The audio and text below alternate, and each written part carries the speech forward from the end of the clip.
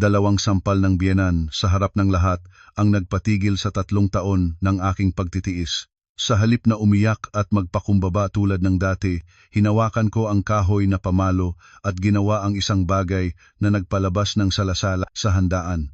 Ang dalawang sampal sa gitna ng kainan ay nagwakas sa 3 taon ng aking pagiging manugang na nagtitiis. Sa halip na umiyak at magpakumbaba tulad ng dati, hinawakan ko ang pamalo at buong lakas na binasag ang 5 palapay na cake. Nang araw na iyon, kinarga ko ang aking anak at umalis sa impyerno. Ang init ng Cebu sa mga araw ng Abril ay tila nakaimbak lahat sa maliit na kusina ng bahay ni Aling Norma. Ang usok mula sa kumukulo na sabaw ay paakyat at hahalo sa amoy ng nagsusunog na mantika na pakiramdam mo ay nangangapos ng hininga. Nakatayo ako sa harap ng kalan, ang likod ng aking damit ay basa sa pawis, ang 2 kamay ay abalang-abala sa paghahalo ng ginisang karne ng baka, at sa aking balakang ay si Bea, ang aking sanggol na walang tigil na umiyak dahil sa init at antok. Ngayon ay ang handaan para sa ika-6 na kaarawan ni Aling Norma, aking biyenan. Siya ay labis na nagpapahalaga sa pagpaparangal, kaya inutusan niya akong magluto ng 5 mesa, ang sukat para imbitahan ang mga kamag-anak sa panig ng lalaki at babae at mga kaibigan sa kanyang wellness club. Karaniwan sa mga ganitong okasyon, ang mga tao ay kukuha ng catering service para maiwasan ang abala. Ngunit ang aking biyenan ay nagsabing ang pagkain mula sa labas ay hindi masustansya, mahal pa at hindi nagpapakita ng dedikasyon ng manugang. Kaya ang lahat ng gawain ay nahulog sa aking mga balikat, mula sa pamimili sa palengke ng alas 4 ng umaga, pumipili ng isda at gulay, hanggang sa paghahanda at pagluluto ng 5 mesa na may iba't ibang putahe tulad ng hipon, tinolang manok, lumpiang gulay, ginisang karne, at sopas. Lahat ay aking ginawa ng mag-isa. Ang aking asawang si Ramon ay mula pa noong umaga ay nakasuot na ng maayos na polo shirt, nakaupo sa sala at nagtatampisaw sa tsaa habang nag-uusap sa mga matatanda. Ganap na hindi niya pinansin ang katotohanang ang kanyang asawa ay nag-iisang nagpapawis sa kusina. Si Maricel naman, ang minamahal na kapatid na babae ng asawa, ay nakasuot ng makintab na pulang damit. Malalim ang ganda ng pag-aayos at paminsan-minsan ay pumapasok sa kusina para lang manggulo. Kumain si Maricel ng isang piraso ng karne, ngumungguya at nagsalitang mapanuri. Ate, ang nipis naman ng hiniwa mo ng karne, hahawak-hawak na lang yan ng mga bisita. Mag-ingat ka sa iyong ginagawa, espesyal na araw ito ng nanay, huwag mong ipahiya kami. Nilunok ko ang aking galit. Pinilit na panatilihin ang kalmado. Lumabas ka na at tulungan ang nanay sa mga bisita para hindi masira ang damit mo sa mantika. Si Bea ay umiiyak na. Kung libre ka, hawakan mo siya sandali para matapos ko ang sopas. Humakbang si Maricel paatras ng 2 hakbang na parang natatakot sa nakakahawang sakit. Hala, nakadamit akong maayos. Ipahihiway ko ba? Yan para masuka siya sa akin. Ikaw ang nagsilang sa kanya. Ikaw ang mag-alagay. Maliliit na trabaho lang naman yan. Huwag kang magrereklamo. Nang masabi niya ito, lumabas si Maricel. Iniwanan akong kasama ang mapunit na iyak ng aking anak na babae na hindi pa umabot sa 1 taon. Nagtunog ng tanghali. Ang mga bisita ay nakaupo na sa lahat ng mesa. Ang tunog ng nagtatampisawang baso at maingay na usapan ay bumabalong mula sa sala. Isa-isang dinala ko ang mga mabibigat na pinggan ng pagkain sa mesa. Ang 2 braso ko ay halos manginig sa pagod. Nang mailagay na ang huling mesa, saka na umiyak ng malakas si Bea dahil sa basa niyang lampin. Nagmadali akong pumunta sa silid para palitan ang bata, pinahinga sandali para tumigil ang iyak. Dahil sa pag-aasikaso sa kanya, na late ako ng 15 minuto sa pagdadala ng sopas kumpara sa ibang pagkain. Nang lumabas akong may hawak na mainit na sopas, biglang naging malamig ang hangin sa sala. Lahat ng mata ay nakatuon sa akin. Si Aling Norma ay nakaupo sa pangunahing mesa, kasama ang kanyang mga mayayamang kaibigan. Ang mukha ay nangumot, ang kilay ay nagsalubong, malinaw ang pagkainis. Malakas na binaba ng biyenan ang mga kutsara sa mesa, gumawa ng maingay na tunog. Ano ba naman ginagawa mo, At ngayon ka pa nagdadala ng sopas. Halos tapos na kumain ang mga tao bago mo inilabas ang sopas. Sino pa ang makakainom niyan? Napakasama ng aming swerte na nakuha kaming manugang na tamad at hangal. Walang kwenta ka, kumain ka sa bahay ng asawa mo at hindi mo pa magampanan ang simpleng trabaho sa handaan. Nag-aalaga si Aling Norma sa bawat salita, tiksik ang boses sa harap ng napakaraming tao. Nangatog ako, hawak pa rin ang mainit na sopas, nagmadaling nagpaliwanag, "Nanay, kanina si Bea ay tumangis ng malakas. Kailangan ko muna siyang palitan ng lampin at paligayahin, kaya naantala ang sopas. Sana maintindihan ng lahat."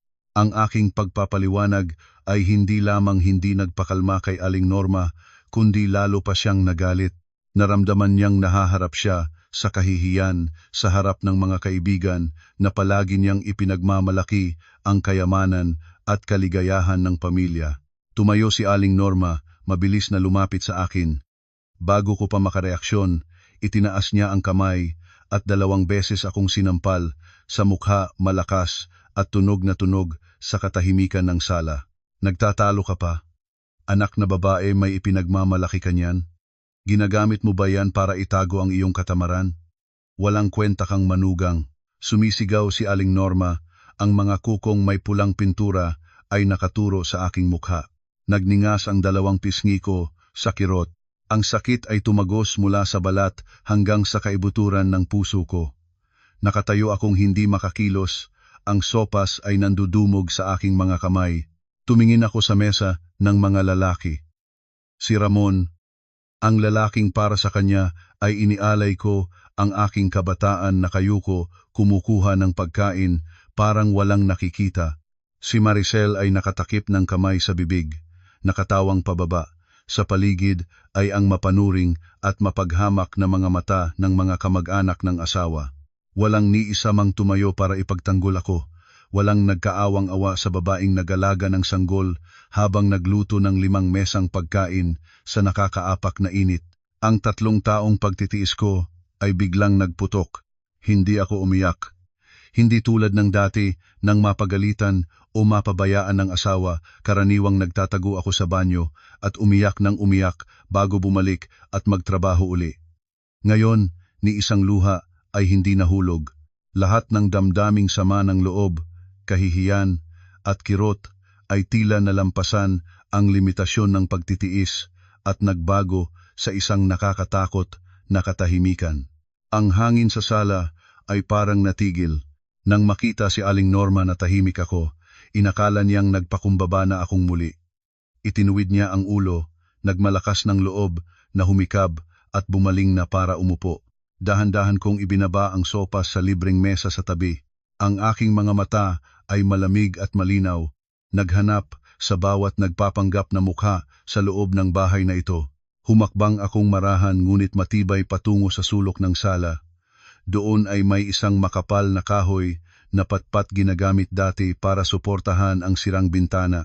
Iniabot ko ang kamay at kinuha ang patpat.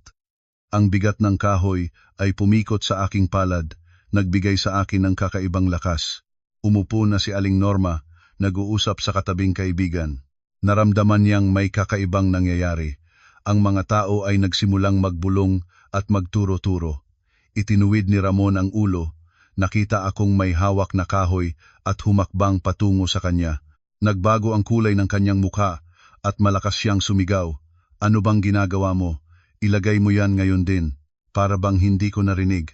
Mabilis na humakbang patungo sa sentro ng mesa kung saan nakalagay ang isang napakalaking 5 palapay na cake na marangyang dinisenyo binili ni Maricel gamit ang aking pinaghirapang pera para ipakita sa mga kaibigan ng kanilang ina. Katabi nito ay ang pangunahing mesa ng pagkain na may pinakamahal na pagkain. Nang walang pag-aatubili kahit isang segundo, mahigpit na hinawakan ang patpat ng 2 kamay, itinaas ng mataas at buong lakas na binaba ito sa tuktok ng cake.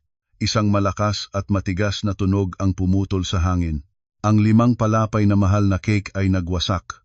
Ang cream, base ng cake, at mga dekorasyon na gawa sa asukal ay nagkalat sa lahat ng direksyon. Isang malaking tipak ng cream ay direktang tumalab sa si Aling Norma, bumagsak sa kanyang bagong tinahi na mahal na bestida. Hindi natigil doon, patuloy kong itinaas ang patpat at tinipa ang pangunahing mesa ng pagkain. Ang mga mahal na plato ay bumagsak sa sahig at nagwasak, ang hipon, alimango, manok at sabaw ay nagsabog sa buong paligid. Sumabog ang buong sala sa mga sigaw ng gulat. Ang mga kaibigang babae ng aking biyenan ay natakot at sumandal sa dingding. Ilang kamag-anak ay tumalon para maiwasan ang pagkain. Si Aling Norma ay napalis ang kulay ng mukha, hawak ang dibdib, humihingal, nagbubulal ng salita. Sumigaw si Maricel at nagturo sa aking mukha habang mura-mura. Sumugal si Ramon, itinaas ang kamay para sampalin ako, ngunit mas mabilis akong kumilos, humakbang ako paatras, itinuro ang patpat sa kanyang dibdib. Ang aking mga mata ay matalas na parang labaha. Napatigil si Ramon, ang kamay niya ay natigil sa hangin.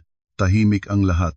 Huminga akong malalim, pinigilan ang lahat ng lakas mula sa dibdib, binuklat ang mga salita ng malinaw at matatag, bawat salita ay maliwanag. Ngayon, sa harap ng lahat ng inyo, inihahayag ko ang aking pagdidiborsyo.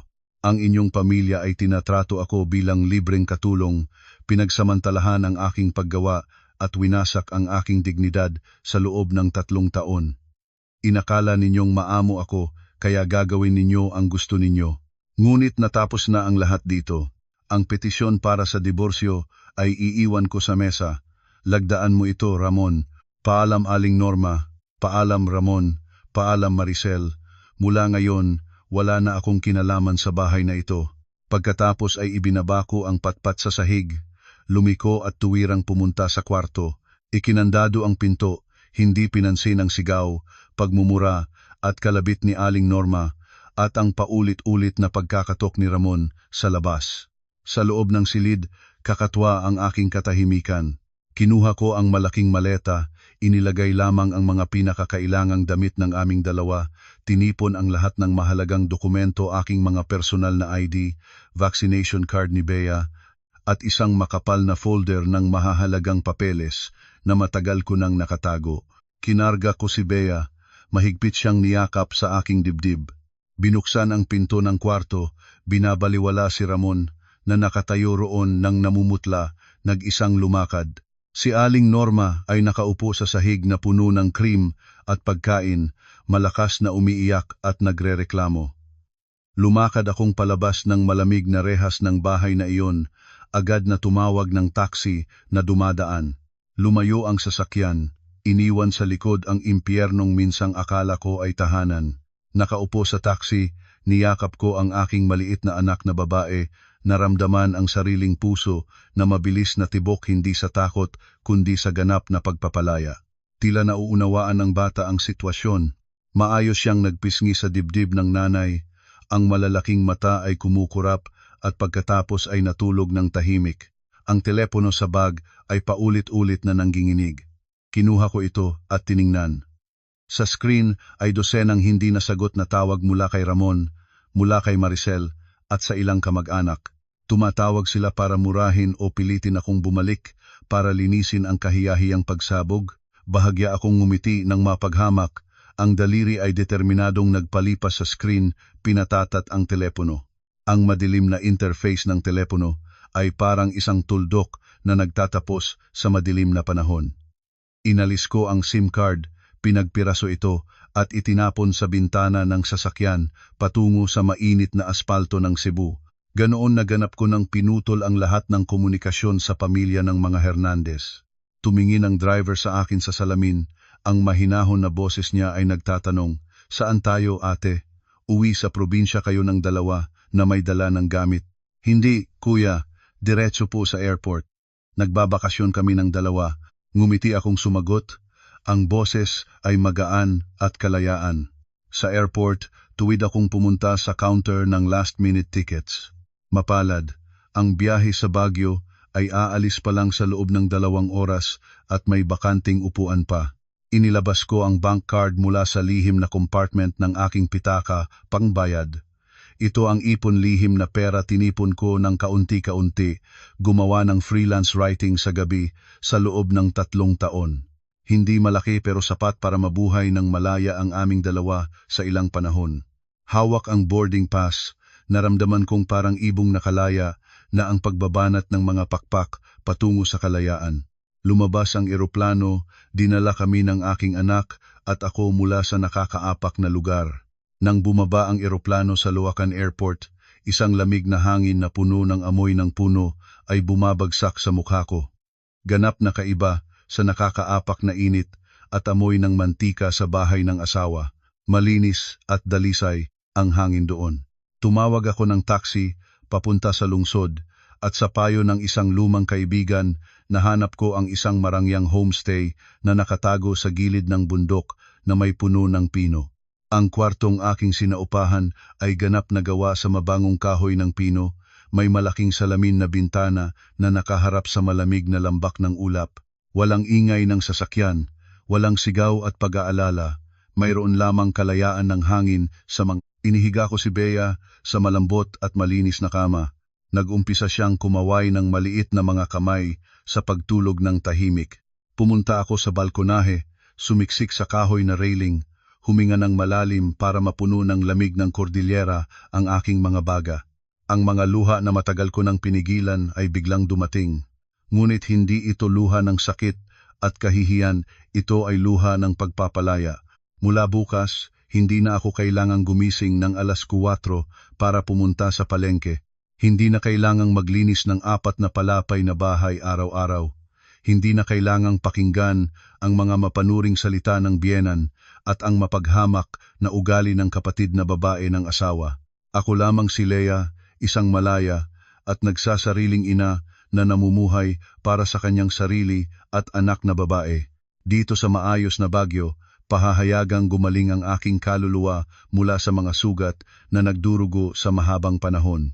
Habang tinatamasa ko ang mga maliwanag na umaga na umiinom ng mainit na tsaa sa naaapawan ng araw na balkonahe sa Baguio, sa 3 palapay na bahay sa Cebu ay isang tunay na pagyanig ang nagaganap. Sa pamamagitan ng social media at kuwento ng ilang malapit na kaibigan sa kapitbahayan, madali ko itong inisip ang kaguluhan sa pamilya ng mga Hernandez. Pagkatapos kong umalis, ang pagdiriwang ng 60 kaarawan ni Aling Norma ay naging isang hindi malilimutang kabiguan sa isip ng mga bisita at kaibigan. Ang mga kamag-anak ay umalis nang nagnanood at nagbubulong.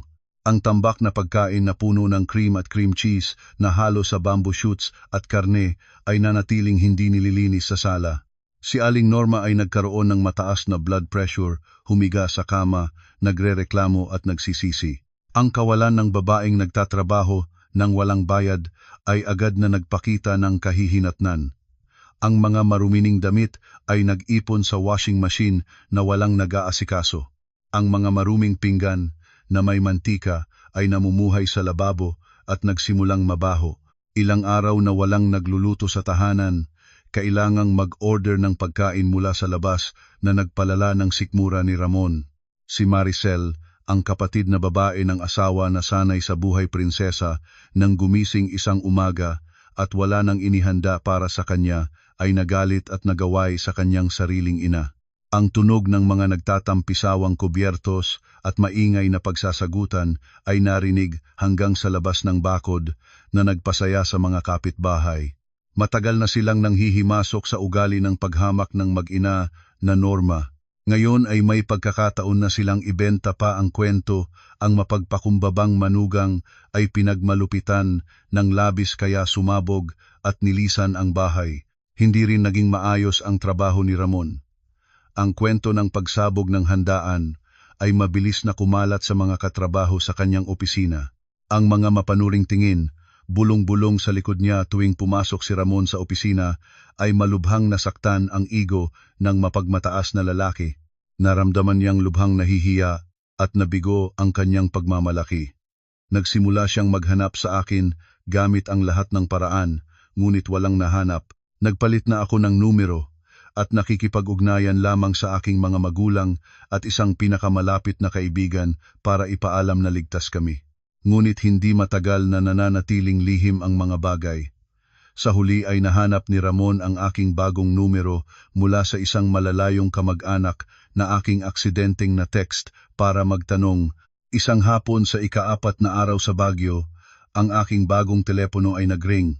Sa pagtingin sa nakalagay na numero sa screen, nalaman ko na agad kung sino ang tumatawag. Pinindot ko ang sagot, inangat sa tainga. Agad, ang nagngangalit na boses ni Ramon ay pumutol sa katahimikan ng kwarto.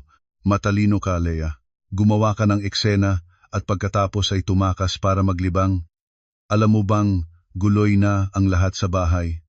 Bumalik ka na ngayon at lumuhod sa harap ng nanay ko at humingi ng tawad, linisin ang bahay.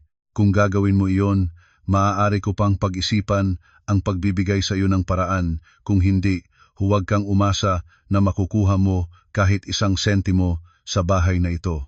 Pababayaan ko kayong mag-ina na mamatay sa gutom sa kalye. Ang mapagmataas at mapag-utos na tono niya ay hindi nagbago. Inakala pa rin niyang isa akong pullback na palagi niyang matatakot at maaaring kontrolin. Ngunit mali siya. Ang babaeng nagpakumbaba noong nakaraang araw ay namatay kasabay ng wasak na 5 palapay na cake. Kinuha ko ang telepono. Malamig ang tingin sa maliwanag na puno ng pino sa labas ng bintana. Hayaan siyang bumuhos ng galit. Nang masabi na ni Ramon ang lahat at huminto para huminga, dahan-dahan akong nagsalita. Malamig ang boses, pare-pareho, walang kahit isang emosyon. Tapos ka na ba? Kung tapos ka na, buksan mo ang iyong email. Nagpadala ako ng kasunduan para sa diborsyo. Lagdaan mo at ipadala sa address ng koreo na nakadikit. Huwag mong gumanap ng moral na palabas dito. Nakakaduwal akong pakinggan ka. Biglang tahimik sa kabilang dako. Nagmalakas loob siya ng isang tunog na puno ng pag-aapoy. Parang madali ang diborsyo? Kung ikaw mismo ang lumabas na may maleta, ikaw mismo ang mag-alaga ng anak. Ang bahay na ito ay mana ng aking mga magulang. Ni 1 sentimo ay hindi kita ibibigay. Ang lahat ng pera sa bahay ay hawak ko. Ang mga gastos para kay Bea, wala ring paraan. Hintayin mo ang samon mula sa korte at tingnan natin kung paano kanila pauuwiin ng walang kahit ano. Natawa akong malakas tunog ng kasiyahan na halo ng ganap na panunuya. Inakala pa rin niya ang kanyang katalinuhan. Binuksan ko ang aking laptop sa mesa, na-click ang isang folder na maingat na na-encrypt. Ramon, inakala mo bang 3 taon ako sa bahay na iyon bilang isang hangal na katulong na wala ni alam sa labas ng kusina? Buksan mo ang susunod na email na ipinadala ko at maingat na basahin ang bawat pahina ng bank statement. Narinig ko ang tunog ng nagtatype sa kabilang dako. Ilang segundo lamang pagkatapos, ang paghinga ni Ramon ay nagsimulang maging mabigat at mabilisan. Sa lahat ng panahon na iyon, lagi niyang inaangking mahirap ang negosyo, binawasan ang allowance sa bahay, pinagbibili akong gumastos ng sariling pera para sa gatas ng anak. Ngunit sa totoo, ay lihim siyang nag-withdraw mula sa aming joint savings account, nagtapon ng daan-daang libong piso para bayaran ang utang sa sugal ng kanyang minamahal na kapatid na babae. Hindi lamang iyon, naglaan siya ng 10,000 piso para bumili ng premium na life insurance para sa kanyang ina na siya at si Maricel ang mga benepisyaryo.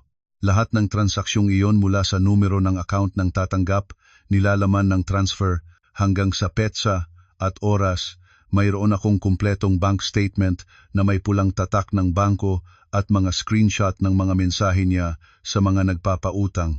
Sa tingin mo ba ay maitatago mo ang ebidensyang iyon sa korte? Nagsimulang manginig ang boses ni Ramon. Ang dating kapangyarihan ay lumayas ng bigla. Nag-imbestiga ka sa akin ng lihim. Saan mo nakuha ang mga papeles na iyon? Hindi ko sinagot ang hangal na tanong na iyon, direkta akong nagbigay ng ultimatum. Ang kasalukuyang karaniwang ari-arian ay isang savings booklet. Ang ari-ariang nabuo sa loob ng kasal na nagkakahalaga ng 800,000 piso ay nasa iyong pangalan. Ayon sa batas, karapatan ko ang kalahati. Bukod pa rito, kailangan mong mangako ng buwanang sustento para kay Bea 10,000 piso bawat buwan hanggang mag-21 taon siya. Kung maayos kang magpipirma at magpapadala ng pera, mananahimik ako. Ngunit kung magsisimula kang mag-isip ng mga bagay, ipapadala ko agad ang lahat ng dokumentong ito sa korte at isang kopya sa direkto sa iyong manager sa kumpanya. Ang posisyon mong assistant manager na kamakailan mong nakuha kasama na ang ilusyong reputasyon ng iyong pamilya, garantisado ko, malalaglag ito. Katahimikan ang sumaklob sa tawag. Ang katahimikan ng isang taong kalalantad lamang sa ganap na kasalanan at kabababaan. Nauunawaan niya ang seryosidad ng sitwasyon. Kung lalabas ang lihim na pagtatapon ng ari-arian, mawawalan siya ng mukha sa opisina at maaaring mawalan ng trabaho at lahat ng kredibilidad. Bibigyan kita ng oras na mag-isip hanggang bukas ng umaga. Ipadala ang pera sa aking bagong account, ipadala ang petisyon sa diborsyo, sa koreo, huwag mong pagurin ang aking pasensya. Ibinaba ko ang tawag. Ibinaba ang telepono sa mesa. Ang hapon na liwanag ng Bagyo ay pumapasok sa kwarto, nagdudulot ng mainit na liwanag sa aking mukha. Ang trumpo ay nailantad na at alam kong tiyak na ang duwad na iyon ay susuko. Tulad ng aking inaasahan, ang isang taong duwad at mapagmataas tulad ni Ramon ay hindi kailanman magtataya ng kanyang karera. 8:00 ng sumunod na umaga, nagting ang telepono ko mula sa bangko. Isang malaking halaga, eksaktong kalahati ng nasa savings booklet ay na-transfer sa aking account. Ilang linggo pagkatapos, sa pamamagitan ng isang abogado na aking pinagkatiwalaan sa Cebu, maayos na nilagdaan ni Ramon ang petisyon para sa mutual na diborsyo. Tinanggap din niya ang kondisyon na magbabayad siya ng 10,000 piso bawat buwan para sa sustento ni Bea. Ang korte ay tumanggap ng dokumento at ang mga proseso ay naging maayos. Pagkaraan ng halos 1 buwan, ang aming kasalan na puno ng luha at pagsasamantala sa aking paggawa ay sa huli ay natapos sa isang desisyon ng korte. Hawak ang kopya ng desisyon sa diborsyo na ipinadala ng abogado sa Baguio na parangal sa aking dibdib ang isang bundok na piso na matagal nang bumabitak sa loob ng 3 taon. Ang mga araw na sumunod ay ibinigay ko ng ganap para sa aking sarili at anak na babae. Dinala ko si Bea sa paglalakad sa ilalim ng malusog na mga puno ng pino, huminga ng sariwang hangin, kumain ng masasarap na pagkain na hindi ko kailanman pinahintulutan ang sarili kong i-enjoy. Sa isang maliit na coffee shop sa gilid ng bundok, nagkataong nakilala ko si Ate Rowena, isang psychologist mula sa Maynila na dumating para sa trabaho at pahinga. Sa ilang usapan, nakilala ni Ate Rowena ang madilim na lilim sa aking mga mata. Ikinuwento ko sa kanya ang lahat tungkol sa pamilya ng asawa, ang aking hangal na pagtitiis at ang pagsabog ng araw na iyon. Hindi siya naghusga at hindi rin nagpayo na magpatawad. Hinawakan niya ang aking kamay. Ang malambot at tapat na boses niya ay nagsalita. Tama ang ginawa mo, Leia.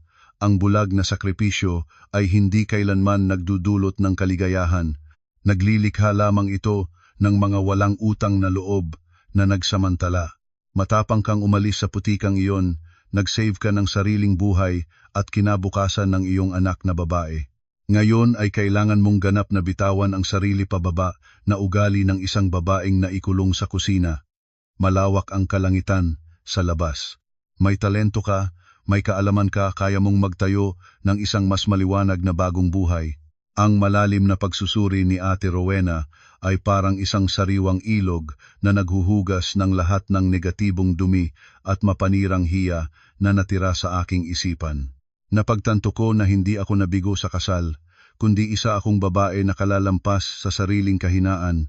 Ang paggaling mula sa loob ay nakatulong sa akin na maibalik ang tiwala sa sarili at ang maliwanag ng ngiti na taglay ko mula pa noong kabataan.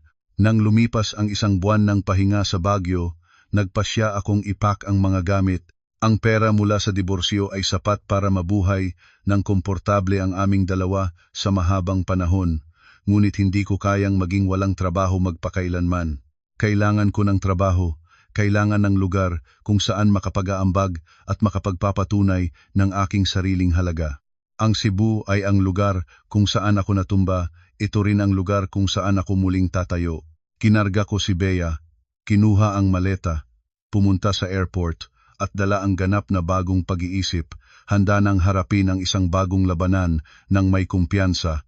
Nang lumabas ako sa Mactanggent Cebu International Airport, nakita ko agad si Joy na kumakaway. Si Joy ang aking pinakamalapit na kaibigan mula noong kolehiyo, isang independyente at malakas na babae na hindi kailanman nagpabor sa aking mabilis na pagpapakasal kay Ramon. Kasama ni Joy si JV, ang kanyang boyfriend. Pareho silang nagmadaling dumating para salubungin kami ni Bea nang malaman nilang bumabalik na ako sa Cebu. Nang makita niyang lumabas akong may kalong Bea, nagmadaling tumakbo si Joy at niyakap kaming dalawa, ang mga mata ay puno ng luha. Payat ka na, Leia. Pero mas maliwanag ang mata mo kaysa dati. Halika na.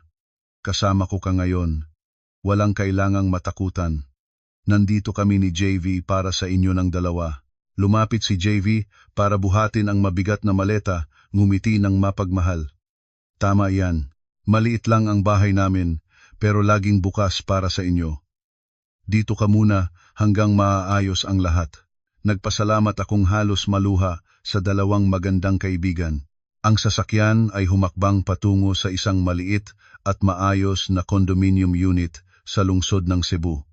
Naghanda si Joy ng isang maliwanag na kwarto para sa amin, bagong bedding at maraming laruan para kay Bea. Ang init at katapatan ni na Joy at JV ay nagparamdam sa akin na hindi ako nag-iisa sa gitna ng abalang Cebu. Mayroon akong matibay na pundasyon para magsimulang muli. Hindi madali ang mga unang araw na pagiging solo parent. Si Bea ay nasa edad na natututong lumakad, aktibo at laging naghahanap ng nanay. Sa umaga, maagang nagigising para magluto ng malambot na pagkain para kay Bea, naglilinis ng bahay para makatulong kay Joy. Nang natutulog si Bea o naglalaro sa mga laruan, agad kong binubuksan ang laptop at nagsisimulang maghanap ng trabaho. Bago akong mag-asawa, dating content editor ako para sa isang online na magazine. Ang kasanayang natutunan ko sa pagsulat ay nananatili sa aking isipan. Pumunta ako sa mga freelance work group, gumawa ng maayos na portfolio at nagsimulang magpadala ng aplikasyon. Ang aking pagsisikap ay mabilis na nabunga. Isang araw pagkatapos, nakatanggap ako ng proyektong pagsulat ng advertising content para sa isang beauty brand. Nang gabing iyon, nang natulog na si Bea, nang maayos, tahimik na naupo sa mesa, ang dilaw na liwanag ay kumiskis sa aking mga daliri habang mabilis na nagtatype sa keyboard. Ang mga salita ay bumabuhos ng natural at malinaw, na taglay ang pag-unawa sa sikolohiya ng customer na tinipon ko mula sa iba't ibang pagkabigo. Kinabukalaka, nagpadala ako ng artikulo sa partner. 2 oras lamang pagkatapos, dumating ang feedback. Pinuri nila ang artikulo bilang mahusay at higit pa sa kanilang inaasahan at agad na nagpadala ng bayad. Ang 500 piso para sa unang artikulo ay hindi malaki, ngunit ito ang pinakamahalagang pera ng pawis. Pinapatunayan nito sa akin na ang utak at mga kamay ko ay kaya talagang kumita, kaya talagang buhayin ang aming dalawa ng may dignidad. Ang maayos na buhay sa condominium ni Joy ay hindi tumagal ng matagal bago muling dumating ang bagyo. Ang pinagmulan ng kasamaan ay mula sa walang hanggan at galit na mapag-imbot ni Aling Norma. Nabalitaan niya mula sa isang lumang kakilala na nakita akong may kalong Bea sa isang mall malapit sa lungsod ng Cebu. Nalaman nitong bumalik na ako, kasama pa ang galit sa pagkawala ng kalahati ng pera sa savings booklet. Nagpasya si Aling Norma na pumunta ng personal sa bahay ng aking mga magulang para manggulo. Ang aking mga magulang ay nakatira sa isang lumang bahay sa Mandaue. Magkabisa silang guro na nagretiro, tahimik, mapagkawang gawa, at laging nakikisama ng maayos sa mga kapitbahay. Sa 3 taon ng aking pagiging manugang, para hindi sila mag-alala, lagi kong tinatago ang lahat ng malungkot. Sa tuwing uuwi, ngumingiti at nagkukuwento ng maganda tungkol sa pamilya ng asawa. Kaya ang biglang pagdating ni Aling Norma na dala ang isang bagyo ay hindi nila inasahan. Isang umaga, noong simula ng linggo, habang ang aking tatay ay nagdidilig ng mga halaman sa balkonahe at ang aking nanay ay nag-aayos ng mga gulay sa kusina, si Aling Norma at Maricel ay bumasabay at nagtuloy sa bakuran. Walang magalang na pagbati, nagtayo siya ng akap ang balakang, sumigaw ng tiksik na boses na narinig ng buong kapitbahayan. Tingnan ninyo kung ano ang ginawa ng inyong anak na babae. Sinabog niya ang aking handaan at pinahiya ang aming pamilya sa harap ng lahat. Pagkatapos ay ninakaw niya ang pera naming bahay at tumakas kasama ng iba. Ang ganitong klase ng babae ay bunga ng hindi marunong magpalaki ng mga magulang. Ngayon, ipatawag ninyo siya para ibalik ang 800,000 piso sa aking anak na lalaki. Kung hindi, dito na ako tatayo at sisigaw hanggang makilala ng buong katabing bahay ang pamilyang magulang na nagpapanggap na marangal. Nagulat ang aking tatay, nabitawan ang pangdidilig ng halaman, lumabas siya, ang mukha ay nagpapakita ng pagkalito na halo ng galit. Mag-ingat kayo sa pagsasalita. Ang aking Lea, mula pagkabata hanggang sa paglaki, ay mabait at tahimik, hindi siya kailanman sumubok ng lalaki o nagnakaw ng pera ng sinuman. Huwag kayong mag-akusasyon ng walang patunay. Nang makita ni Aling Norma na sinalungat siya ng aking tatay, lalo siyang nagalit. Walang patunay? Siya mismo ang nag-aakit kay Ramon na pumirma ng transfer ng pera, pagkatapos ay nagmadaling umalis kasama ng anak. Kung gaano ang ina, gayon ang anak. Siguradong sang-ayon kayo sa kanya para manakaw ng ari-arian naming pamilya, mga mandarayang tauhan. Ang mapanganib at mababa na mga salita ni Aling Norma ay patuloy na bumabagsak tulad ng mga kutsilyo sa dignidad ng aking tatay na guro sa buong buhay. Ang aking tatay ay may kasaysayan ng high blood pressure. Sa pakikinig ng mga paninirang puri na nakatutok sa karangalan ng aking anak at pamilya, ang galit niya ay umabot sa sukdulan. Nangitim ang kanyang mukha, ang ugat sa kanyang temple ay kumukurap. Itinaas niya ang kamay at itinuro sa labas ng pintuan, nagpipigil ng bawat salita. Lumabas kayo ngayon din sa aming bahay. Ngunit bago matapos ang salita, ang kamay ng aking tatay ay biglang nalaglag. Hawak niya ang kaliwang dibdib, ang mga mata ay nalilito, ang buong katawan ay nanginig at bumagsak sa malamig na sementong bakuran. Ang aking nanay ay tumakbo palabas mula sa kusina, sumigaw ng malakas, niyakap ang katawan ng aking tatay na unti-unting nagiging walang galaw. Nang makita ni na Aling Norma at Maricel na may natumbang tao at naunawaan na malaking gulo ang naging dahilan nila, nagmamadaling lumiko at tumakbo palayo mula sa bakuran, iniwanan ang umiiyak na aking nanay na humihingi ng tulong sa mga kapitbahay. Ang paulit-ulit na pagtunog ng telepono ay nagputol ng aking pag-iisip habang nagtatype. Sa pagtingin sa pangalang nanay na lumalitaw sa screen, ang puso ko ay biglang napuno ng bad feeling. Nang sagutin ko ito, ang tunog ng iyak ng aking nanay ay nagkakalat sa aking puso. Lea, pumunta ka na agad sa ospital. Ang tatay mo ay nagkaroon ng stroke. Gina-ospital na siya ngayon at natatakot ako. Nawalan ng laman ang aking utak. Nangisay ang mga kamay at paa. Nagmadaling hiniling kay Joy na ingatan si Bea. Kinuha ang bag at tumakbo palabas. Sinakay ang unang taxi na dumaan at tumalon patungo sa ospital. Hindi pa kailanman naging ganito katagal ang daan mula sa Mandaue papunta sa ospital. Ang mga tanawin sa labas ng bintana ay malabo sa mga luha, sa pisngi. Isang beses ko pang sinisi ang sarili ko ng 10,000 ulit. Bakit hindi ko sinabi sa aking mga magulang ang katotohanan ng mas maaga? Bakit ko pinayagan ang mga demonyo na pumunta sa aming bahay at saktan ang aking tatay? Ang pasilyo ng ospital ay nakakainsulto sa amoy ng disinfectant at lamig. Tumakbo ako sa daan ng emergency ward, ang mga mata ay naghahanap ng pamilyar na mukha. Nanay, nakaupo siya nang nakatungo sa isang upuan. Ang buhok ay magulo, ang mukha ay payat, ang mga mata ay namamaga sa pagiyak. Nang makita akong tumakbo patungo sa kanya, niyakap niya akong mahigpit, umiyak ng punit ang puso. Lea, napakalupit ni Aling Norma. Pinagbintangan kanyang sinalinan si Ramon ng pera at tumakas kasama ng iba. Ang tatay mo ay nagalit ng sobra, kaya umakyat ang blood pressure niya at pumatay ng ugat sa utak. Niyakap ko ng mahigpit ang manipis na katawang nanginginig ng aking nanay. Ang luha ay nagsimulang dumaloy ng hindi mapigilan. Nginasab ko ang aking ngipin. Ang galit ay sumabog sa bawat ugat. Ang utang na dugong ito, titiyakin kong babayaran ng mag-ina ni Aling Norma. Bumukas ang pinto ng emergency room, lumabas ang isang doktor na pagod ang mukha, tumawag sa mga kamag-anak ng pasyente. Kami ng aking nanay ay nagmadaling lumapit. Ibinalita ng doktor na ang kalagayan ng aking tatay ay malubha, malawak ang pinsala sa utak at kailangan ng mga espesyal na gamot at pinakamahusay na suportang kagamitan para mapanatiling buhay. Ang pang-araw-araw na gastos sa paggamot ay umaabot sa 10,000 piso. Kailangan ng pamilya na ihanda ang katatagan ng isipan at pera. Sinabayan ko ang aking nanay para umupo, kinuha ang bayarin para sa deposit sa ospital na ibinigay ng nurse. Ang halagang nakasulat 200,000 piso ay nanginig ang aking kamay sa pagbabasa. Ang pera mula sa diborsyo pagkatapos ibawas ang bayad sa abogado, tirahan at pamumuhay ay kalahati na lamang ang natira. Ang karamdaman ng aking tatay ay magiging isang matagalang labanan. Ang halaga ng pera ay mabilis na mauubos.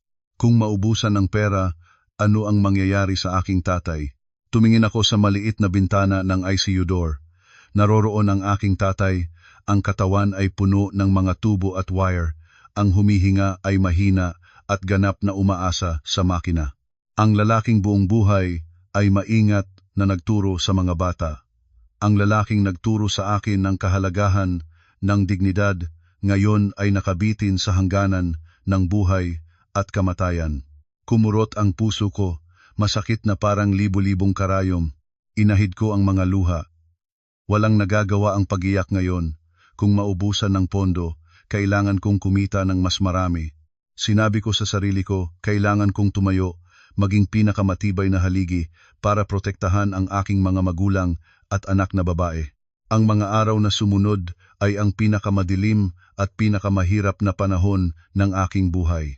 Ipinagkaloob ko ng buo si Bea kina Joy at JV para alagaing. Lumipat na ako sa ospital para manatili araw at gabi sa tabi ng aking nanay para tulungan ang pag-aalaga sa aking tatay. Sa araw ay patakbo-takbo sa mga papeles, bumibili ng pagkain, nakatanggap ng mga resulta ng pagsusuri. Sa gabi, nang natulog na ang aking nanay sa manipis na banig sa pasilyo, binubuksan ko ang laptop, inilalagay sa ibabaw ng tuhod at nagsisimulang magtrabaho. Sa ilalim ng fluorescent na liwanag ng pasilyo ng ospital, sa gitna ng tunog ng ambulansya na paminsan-minsan ay pumuputol sa gabi, buong lakas akong nagtatype. Tumatanggap ng lahat ng uri ng trabaho sa pagsulat mula sa mga artikulo, script ng maigsi na video, hanggang sa pag-aayos ng nilalaman ng website para sa maliliit na kumpanya. Pinipilit ang utak ko na gumana ng buong kapasidad. Hindi pinapayagan ng sarili ko na magpahinga kahit isang minuto. Bawat 1,000 salita na aking isinulat ay dagdag na konting pera para sa gamot ng tatay, para sa gatas ng anak. Ang presyur ng pera at pag-aalala sa kalusugan ng tatay ay mabilis na pumapagod sa aking katawan. Ang mga mata ko ay namumula, ang mukha ay namumutla. Ang mabilis na kinakain na malamig na baon ay hindi nagpapahinto sa akin. Sa harap ng banta ng kamatayan ng minamahal, ang tao ay nagiging kahanga-hangang malakas. Sa tuwing pumapasok para bisitahin ang tatay sa oras na itinakda, tinitignan ang mga screen na nagpapakita ng mga vital signs na dahan-dahang tumataas, nawawala ang lahat ng pagod. Nagsisiga ang aking mga mata sa tuwing tinitingnan ng tatay, isang matatag na determinasyon na bakal. Kailangang mabuhay ang tatay. Kailangang gumaling ang tatay para makita kung gaano kasaya at karangal na nabubuhay ang anak niyang babae. Gayunman, ang freelance work, kahit gaano katindi ang trabaho ko sa buong gabi, ay hindi makapagbibigay ng sapat at stable na kita para mabayaran ang napakalaking bayarin sa ospital bawat buwan. Kailangan ko ng mas malaking hakbang. Isang umaga habang naghihintay ng resulta ng x-ray ng tatay, nagbabrowse ako ng mga recruitment site. Nakita ko ang ad para sa isang posisyon ng content manager sa Asia Pacific Media Group, isa sa mga nangungunang kumpanya ng media sa Cebu. Ang sweldo na inaalok nila ay kaakit-akit sapat para matustusan ang pagpapagamot ng tatay ng komportable at makapag-upa rin ng maayos na bahay para sa aming dalawa. Mahigpit ang mga nangangailangan ng karanasan sa pamamahala, strategic na pag-iisip at kakayahang magtiis sa matinding presyur. Ilang taon na pagiging stay-at-home mom ay nagbigay sa akin ng kaunting pag-aalangan, ngunit tiningnan ko ang aking mga natapos na matatalinong artikulo. Tiningnan ko ang kakayahan ko sa pag-aayos ng trabaho sa pagitan ng ospital at mga kliyente sa nakaraang ilang linggo. Hindi na ako ang nahihiyang bagong graduate at hindi na rin ang mapagpakumbabang asawang mahina. Ako ay isang babaeng dumaan na sa bagyo, may sapat na karanasan sa buhay, empatiya at matibay na kalooban para mabuhay. Huminga akong malalim, binuksan ang lumang folder ng resume. 3 oras ang iniukol ko sa pagbabago ng CV, na-update ang lahat ng kasanayan sa pagsulat at karanasan sa pag-unawa sa pag-iisip ng mambabasa na mahusay na ginagawa ko ngayon. Determinado akong naka-attach ang mga link sa mga pinakamagagandang artikulo na pinuri ng mga partner kamakailan. Muli kong nirepaso ang lahat ng mali sa spelling sa huling pagkakataon. Pagkatapos ay pinindot ang send button para ipadala ang application sa HR department ng Asia Pacific Media Group. Tinitingnan ang notification na successfully sent sa screen, ngumiti ako sa aking sarili. Ito ang unang tisa na ibababa ko para muling itayo ang kastilyo ng aking buhay. Ang pasilyo ng ospital sa hapon ay tahimik at mapanglaw. Ang amoy ng disinfectant at pawis ng mga mag-aaral na nagpuyat ay lumilikha ng isang nakakaapak na hangin. Nakayuko ako sa 2 kamay, nararamdaman ang bawat vertebra sa likod na nagrereklamo sa sakit. Ang tatay ko ay nananatili sa ICU. Ibinalita ng doktor na may kaunting pag-unlad, ngunit kailangan pa rin ng masusing pagmamasid. Ang bayarin sa ospital bawat araw na lumilipas ay parang isang makina na ginigiling ang aking natitirang ipon. Pipikit na mata para magpahinga ng kaunti, nang biglang narinig ko ang mabilis na paa na papalapit. Ang pamilyar na tunog ng sapatos na tumatok sa sahig ay nagpapangatog sa aking agilidad. Itinuwid ko ang mukha. Nakatayo sa harap ko si Ramon, ganap na kaiba sa laging maayos at maharlika na hitsura ng assistant manager. Si Ramon ngayon ay mukhang kawawa, maluwag ang damit, maingat na polo shirt, ang mga mata ay mapula at puno ng galit na halo ng kawalan ng pag-asa. Lumingon-lingon siya, nang makitang walang nanonood, hinila ang upuan at umupo sa tapat ko. Nagngalit ang boses niya sa pagitan ng mga ngipin. "Kontento ka na ba, Leia? Pinaikot mo na ako at pagkatapos ay tumakas ka para maglibang. Alam mo bang ang lahat ay gulong-gulo na sa bahay? Inakala mo bang masaya ka sa ginawa mo?" Itinuwid ko ang balikat, patuwid ang likod, tahimik na sumagot. "Anong sinasabi mo? Anong ginawa ko sa iyo na masama? Mula nang lumabas ako sa bahay na iyon, hindi na kita pinansin." Mapanhamak na natawa si Ramon, ang ngiti ay pikot sa kanyang pagod na mukha. "Huwag kang umasa na hindi ko malalaman ngayong umaga may announcement ng promotion sa opisina, yung posisyon na dapat sa akin. Ngunit biglang binura ng management ang aking pangalan at ibinigay sa ibang mas mahina pang assistant manager. Tinawag nila ako sa isang saradong kwarto at inihagis sa aking mukha ang isang bundle ng mga anonymous na reklamo na nagsasabing ako ay isang lalaking walang pakialam sa pamilya, pinabayaan ang asawa at anak, lihim na ibinibigay ang ari-arian sa kapatid na babae at lumalabag sa moral na pamumuhay. Bukod sa iyo, sino pa ang nakakaalam ng mga lihim na iyon sa tahanan? Narinig ko ito at tahimik akong natawa. Isang tunog ng paghamak na umungol sa tahimik na pasilyo ng ospital. Tumingin ako nang diretso sa galit na nagniningning sa mata ni Ramon at malinaw na sinabi ang bawat salita. "Ramon, sobra ang iyong tingin sa sarili. Ang pagkalat ng masamang balita sa isang tulad mo ay basura sa aking mga kamay.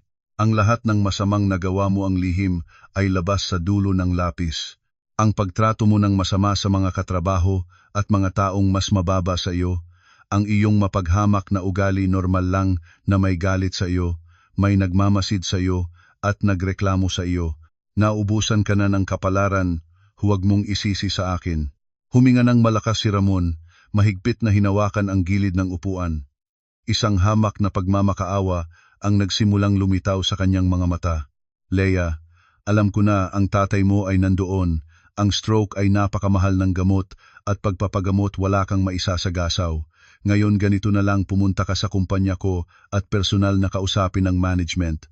Sabihin mo na ang mga reklamo ay kathang-isip at nagdidiborsyo tayo ng maayos.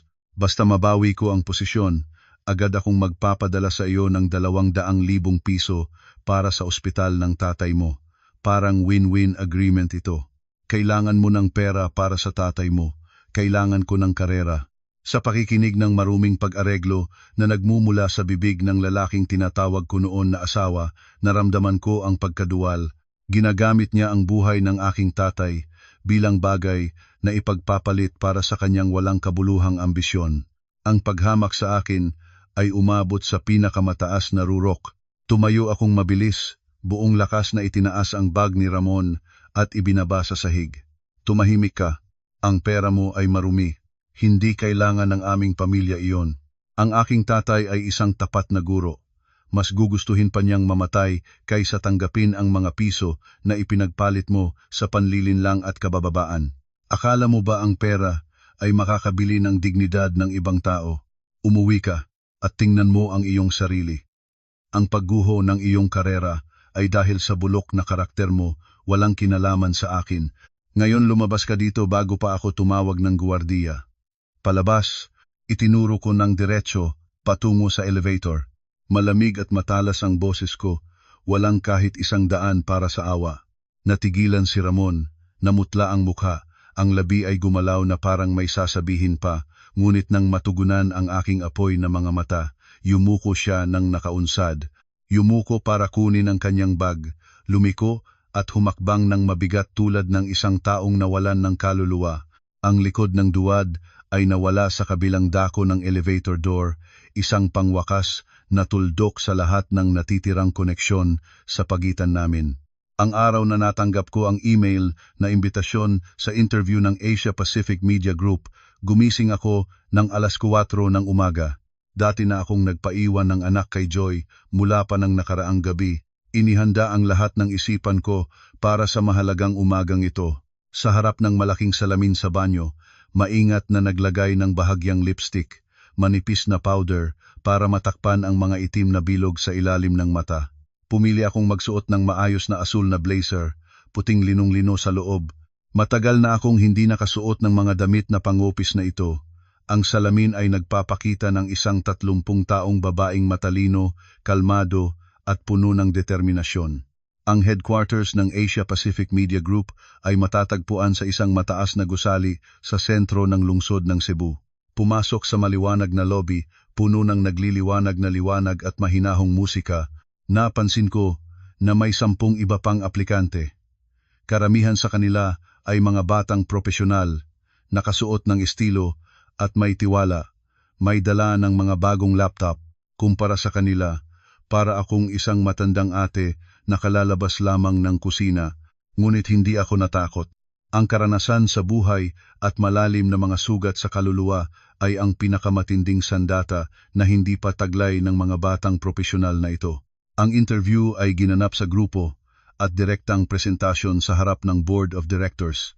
Ang posisyon ng Content Manager ay nangangailangan ng komprehensibong estratehiya sa komunikasyon para sa isang linya ng produktong nutrisyon para sa mga bagong ina.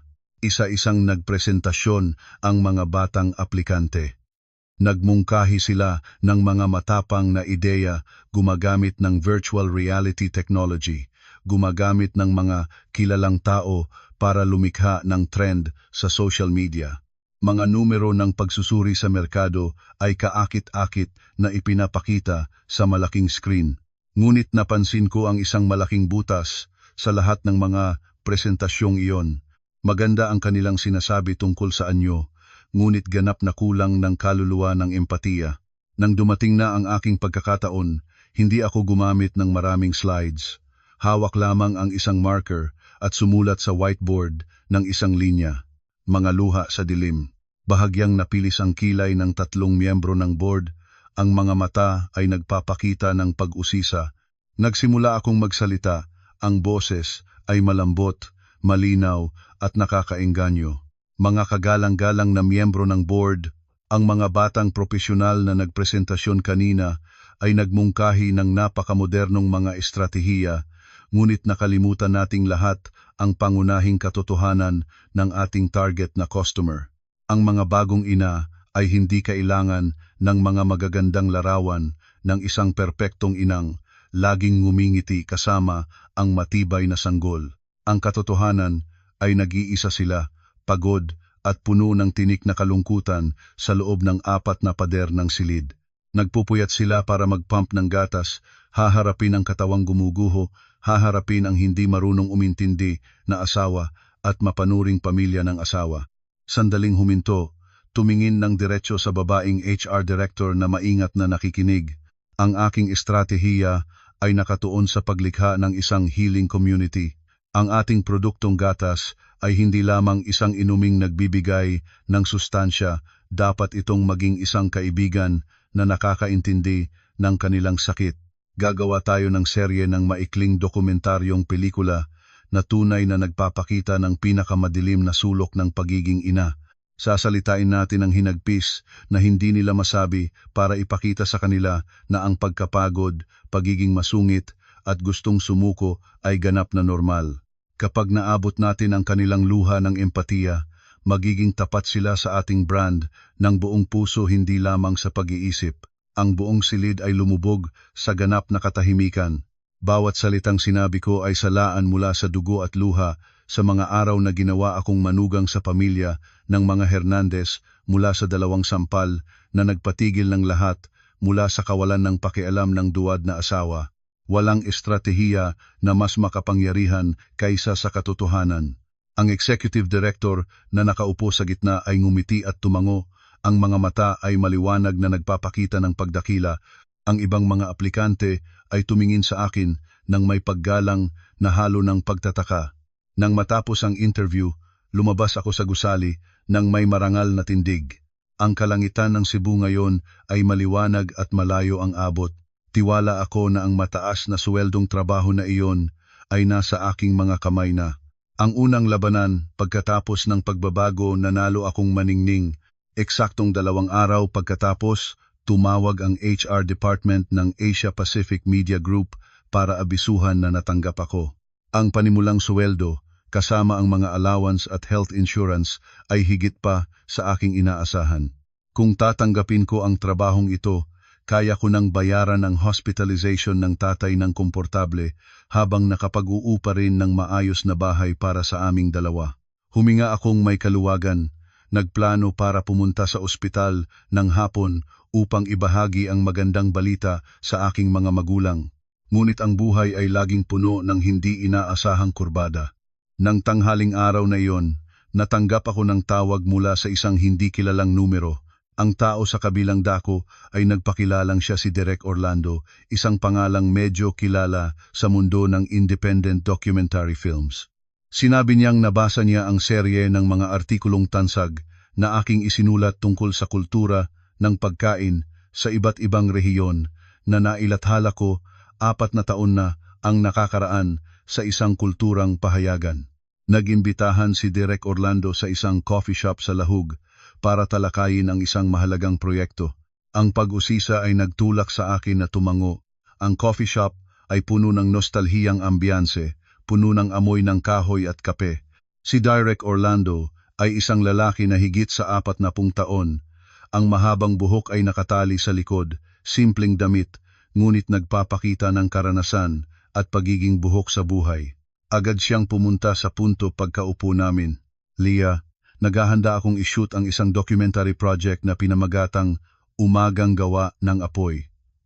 Ito ay isang paglalakbay sa buong bansa, nagtatuklas ng mga simpleng pagkaing kalye na nagtatago ng mga kwento ng pakikipagsapalaran ng mga mahihirap na manggagawa. Mayroon akong magaling na koponan ng kamera, ngunit kulang ako ng isang manunulat na may malalim na kaluluwa. Sa pagbabasa ng iyong mga artikulo, napagtanto ko na may kakayahan kang makita ang sakit at kagandahan ng mga maliliit na taong ginawa mong bayani. Nais kitang imbitahang maging pangunahing manunulat para sa proyektong ito. Ang panukala ni Direk Orlando ay parang kidlat na tumasalas sa kaibuturan ng aking puso, muling ginising ang ningas ng pagmamahal sa sining na matagal ko nang inibaon sa kasalatan ng kabuhayan. Maglakbay sa lahat ng dako, sumulat ng mga totoong pelikula, mabuhay ng ayon sa sariling kaluluwa ng pagsulat iyon ang nagniningas na pangarap ng aking kabataan. Ngunit ang malupit na katotohanan ay agad na humila sa akin pabalik sa lupa. Tumingin ako kay Direk Orlando, malungkot ang boses. Maraming salamat sa iyong pagdakila, ngunit dapat akong maging tapat sa inyo. Ang kasalukuyan kong sitwasyon ay napakahirap. Ang tatay ko ay nasa ospital, nangangailangan ng malaking pera para sa paggamot, at ang anak ko ay bata pa. Ang paggawa ng dokumentaryo ay nangangailangan ng patuloy na lakbay mula sa isang lugar patungo sa isa pa. Hindi ko maasikaso ang pamilya ko ng maayos sa ganitong trabaho. Bukod dito, ang bayad para sa ganitong uri ng proyekto ay malamang na hindi sapat para mabayaran ang napakalaking bayarin sa ospital. Tahimik na nakinig si Direk Orlando, ang mga mata niya ay may malalim na pagkaunawa. Inilabas niya ang makapal na folder mula sa kanyang bag at inilagay sa mesa. Nauunawaan ko ang mga kahirapan mo. Totoo naman na hindi agad yumayaman sa sining kumpara sa pagtrabaho bilang manager sa isang malaking korporasyon. Ngunit tingnan mo, nang mabuti ang kontratang ito. Ang aming proyekto ay mapalad na nakatanggap ng malaking grant mula sa isang internasyonal na Cultural Preservation Fund. Ang bayad para sa pangunahing manunulat ay hindi mababa. Bukod pa rito, ang sponsor ay may isang marangyang kondominium na nakalaan para sa mga espesyalista ng proyekto na maaaring tirhan sa loob ng 2 taon. Kung sumang-ayon ka, ikaw at ang iyong anak na babae ay makapaglilipat agad doon, mababawasan ang gastos sa upa. Tungkol naman sa mga araw ng shoot, ilalagay ko ng may kakayahang gawin kang makakabalik at makikita ang iyong tatay at anak na babae nang madalas. Ang folder ay nakalagay ng maayos sa mesa.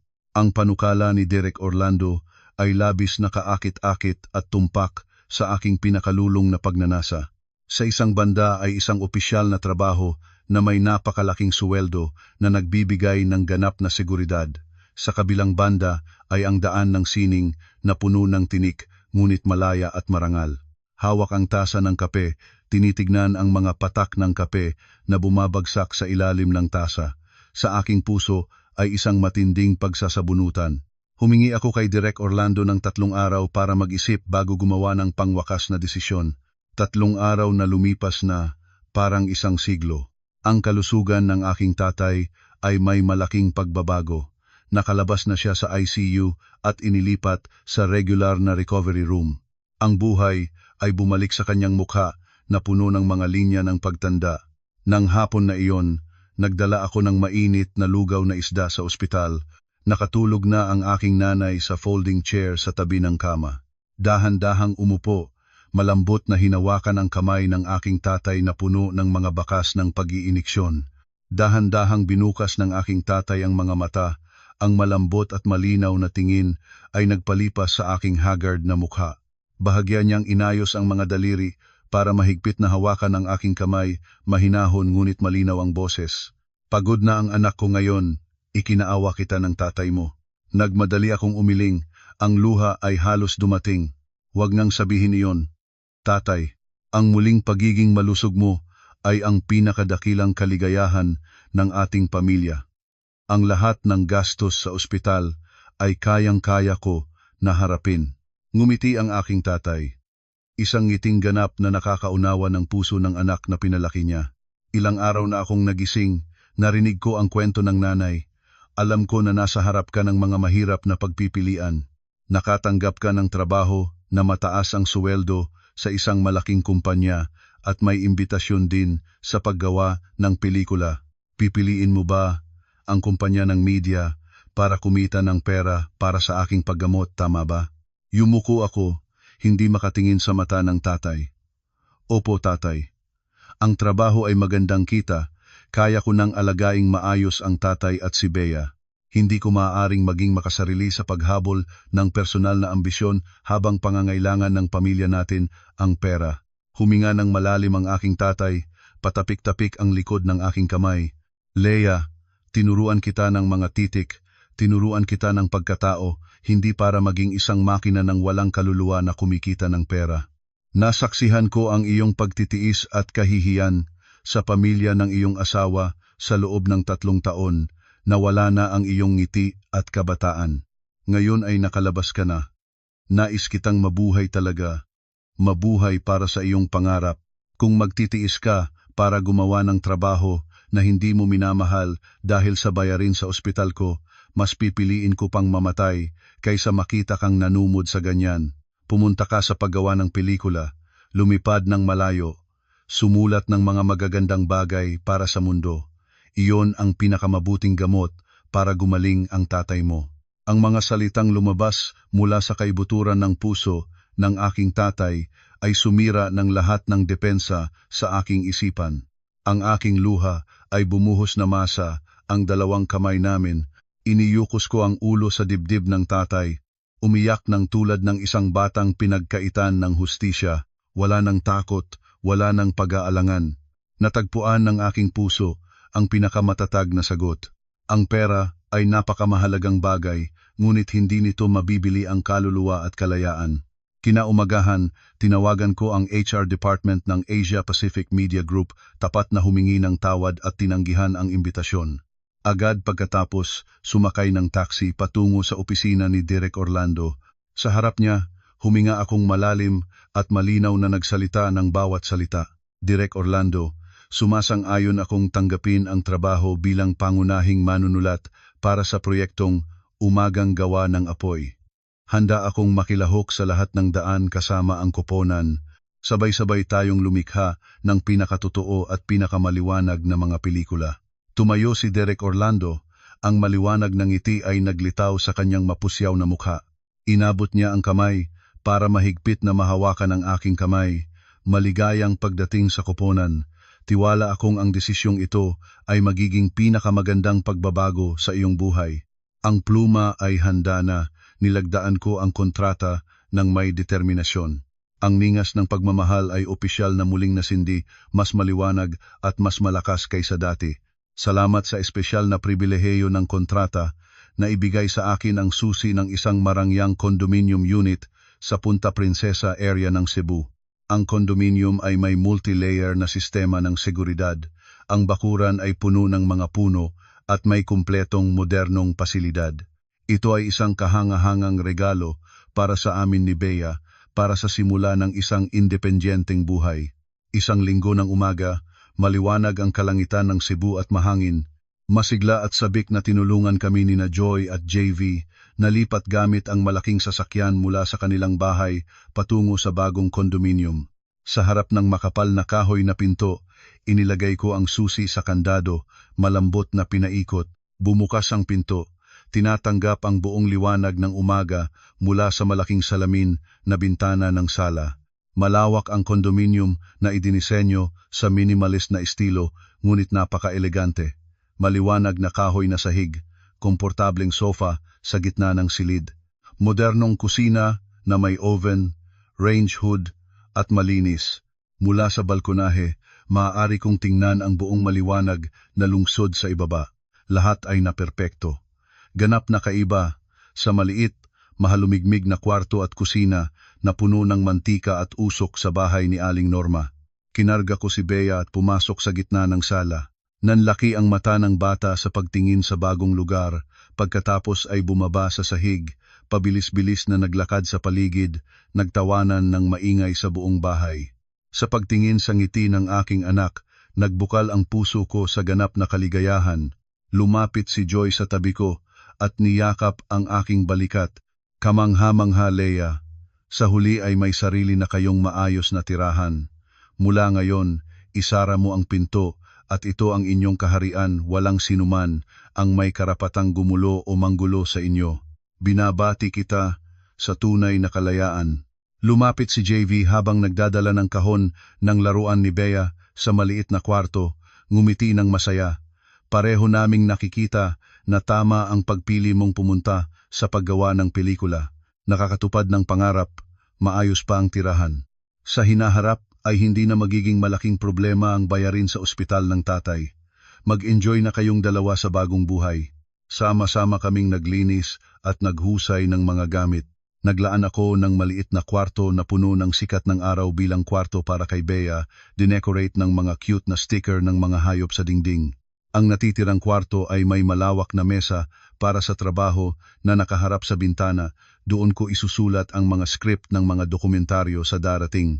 Gabi ng unang gabi sa bagong condominium, pagkatapos lumabas sina Joy at JV, gumawa ako ng mainit na tsaa. Natulog na ng maayos si Bea sa kanyang komportableng kama.